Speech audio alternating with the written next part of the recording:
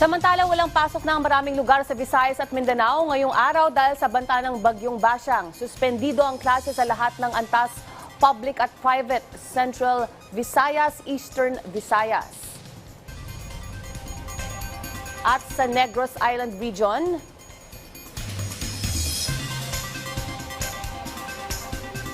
at sa Western Visayas,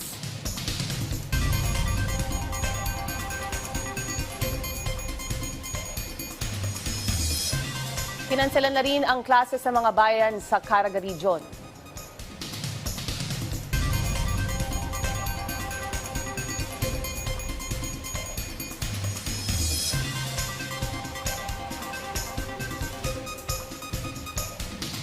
Kasama rin dyan ang Northern Mindanao at sa Zamboanga Peninsula.